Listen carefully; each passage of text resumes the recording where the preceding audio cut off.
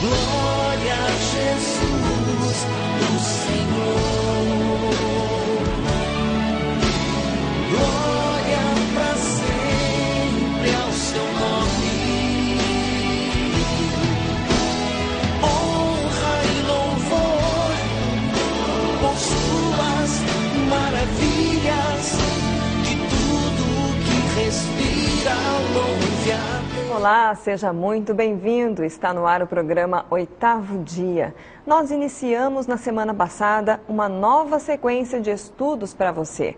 Estamos falando da teologia do corpo do Papa João Paulo II. Você já ouviu falar? Então, se você está iniciando agora essa sequência, acompanhe conosco, porque ela é muito importante. O seu conhecimento, o nosso estudo sobre o que disse o Papa João Paulo II sobre o nosso corpo, o corpo da humanidade, tudo o que envolve, é muito importante também para você passar adiante. Né, Padre Paulo, para as pessoas passarem para os jovens, ensinarem as crianças, viverem na própria vida, toda a riqueza que o Papa João Paulo II traz na teologia do corpo. Sim. E hoje, o que vai ser? O que nós vamos falar? De fato, essa teologia do corpo do Papa João Paulo II, ela é uma espécie de bomba relógio, como diz o biógrafo do Papa, George Weigel, que no século XXI, certamente, nós vamos descobrindo aos poucos a grandeza daquilo que este homem escreveu, e isso certamente irá transformar a vida das pessoas. E o assunto desta semana nós iremos olhar o que é o projeto de Deus na sua origem. Na origem, o que é que Deus pensou, o que é que Deus planejou para os seres humanos com relação ao corpo. Nós vimos na semana passada, você se recorda, que o ser humano, no seu corpo, ele é a imagem e semelhança de Deus, e o Papa João Paulo II recorda que não é somente o ser humano indivíduo, mas o homem e a mulher são imagem e semelhança de Deus. Isso quer dizer que o fato de nós sermos uma relacionalidade, de nós termos inscrito no nosso corpo que falta alguma coisa, tudo isso é algo que está inscrito no próprio ser da pessoa e fala que nós fomos feitos para o amor, que nós precisamos do outro. Ninguém é uma ilha, ninguém está isolado, né? Então, o que é que o Papa nos propõe, olhando para a origem de Adão e Eva, né? No primeiro capítulo do livro do Gênesis, a gente vê que Deus faz a criação, né? Ele diz que era bom, era muito bom. Depois ele começa a criação outra vez, no segundo capítulo. É interessante vocês saberem que o primeiro capítulo do Gênesis e o segundo capítulo do Gênesis foram escritos em duas épocas diferentes. São dois relatos diferentes da criação. No primeiro capítulo é a semana. No segundo capítulo se começa a narrar a criação do homem outra vez, onde Deus vai modelando o corpo do homem. E depois de ter dito, então, que tudo era muito bom, no segundo capítulo a gente vê uma frase que Deus diz que não é bom. E o que é que não é bom? Não é bom que o homem esteja só, né? Esse não é bom que o homem esteja só é revelador, diz o Papa João Paulo II, na sua série de 129 catequeses a respeito da teologia do corpo. Ele diz, veja, Deus criou o homem, mas aquilo que ele diz que é muito bom é o homem e a mulher, não o homem sozinho, né? E aqui a frase que está lá no original em hebraico está dizendo assim, que não é bom que o ser humano esteja só. É interessante isso. Não é que Deus olha assim para o macho, para o homem do sexo masculino e diz não é bom que o macho esteja só, que ele precisa ter uma fêmea. Não. Deus olha para a realidade da humanidade em si. Não é bom que a humanidade esteja só. Não é bom que o ser humano, seja ele homem, seja ele mulher, esteja só. E aí, curiosamente, Deus faz passar na frente do homem os animais, né? E o homem vai dando nome aos animais, vai vendo, etc e tal.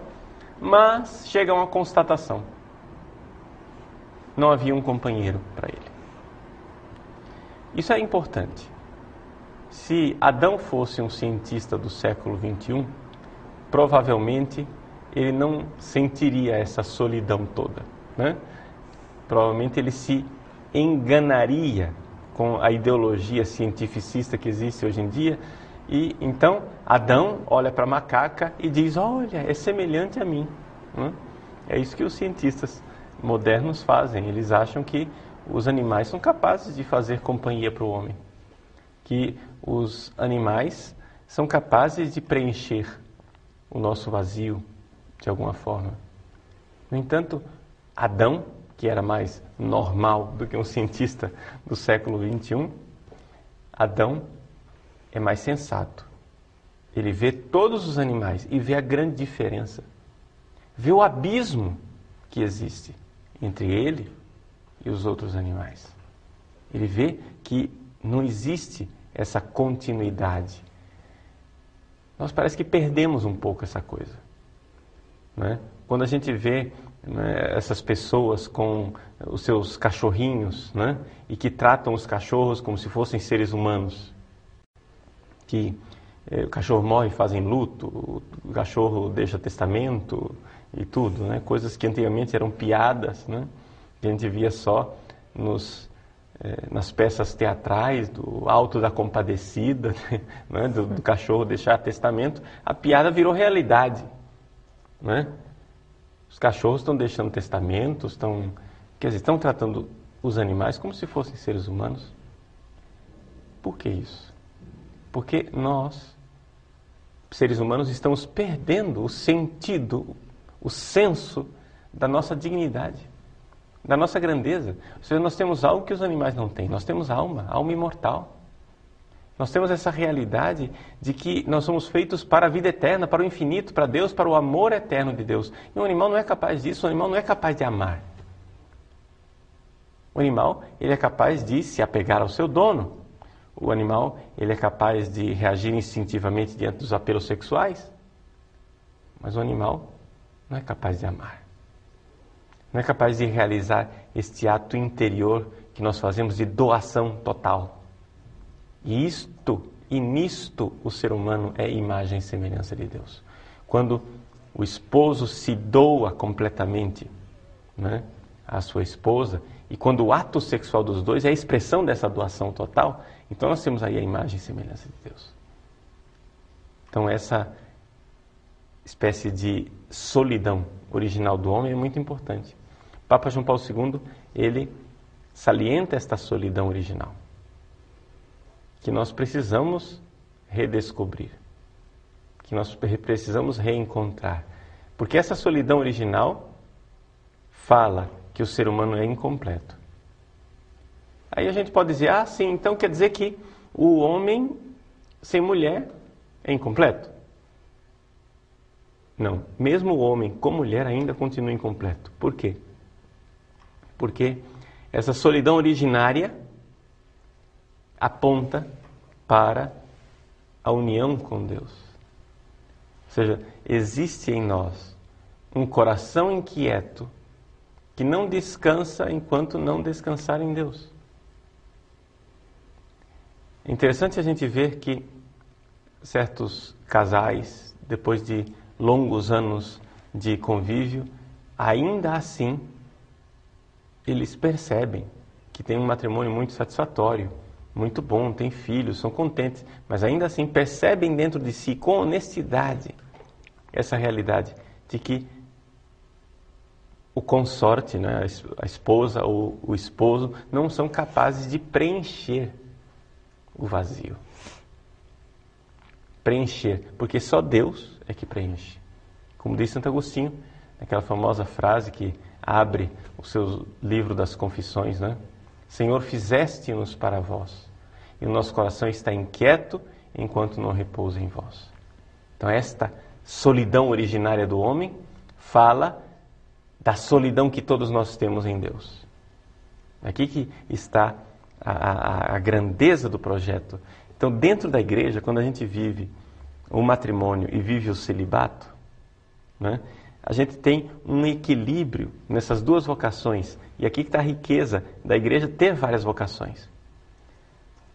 O homem e a mulher vivem um para o outro, sabendo que não é bom que o homem esteja só. E o celibatário vive para testemunhar que mesmo esta união do homem e da mulher não é capaz de preencher tudo, mas que na verdade ele vive lá para testemunhar que somente em Deus é que essa solidão vai ser apagada. E assim se equilibra, né? Os dois testemunham, o casal testemunha para o celibatário que ele não pode ser uma pessoa isolada, ele tem que amar, ele tem que procurar os outros, ele tem que se abrir. E o celibatário testemunha para o casal que não adianta os dois quererem se saciar, porque vão terminar deteriorando o relacionamento. Essa riqueza, né, desta espécie de dialética entre solidão e comunhão. Padre Paulo, então o homem, seja celibatário ou o casal, homem e mulher, eles devem se voltar para Deus dentro dessa solidão original, né? Eles precisam dessa presença de Deus na vida deles. Mas dentro desse tema ainda, o que mudou com o pecado original lá do Gênesis? Bom, o que mudou com o pecado original é que a solidão, que antes era algo que puxava para Deus, né, começou a ser uma espécie de barreira. Exatamente porque o homem começou a se sentir sozinho, ele começou a idolatrar as criaturas e, portanto, por consequência, começou a idolatrar o corpo das outras pessoas, querendo saciar essa solidão de qualquer jeito. Então, aqui que está a situação problemática. Existe um autor inglês chamado G.K. Chesterton. Ele diz assim: em cada homem que bate a porta de um bordel, existe um homem que está buscando Deus. Só que ele está buscando no lugar errado, né? Então, o pecado original fez com que a gente se desviasse.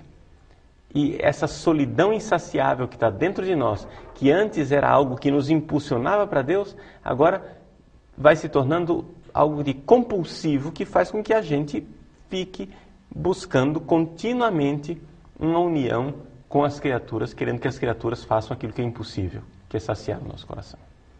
Bom, Padre Paulo, nós vamos fazer a nossa pausa e aí retornamos então para falar, para o senhor explicar um pouco mais para nós o que isso pode provocar quando, na vida da gente, quando a gente acaba distorcendo, né, a nossa vida e buscando caminhos errados que não a Deus.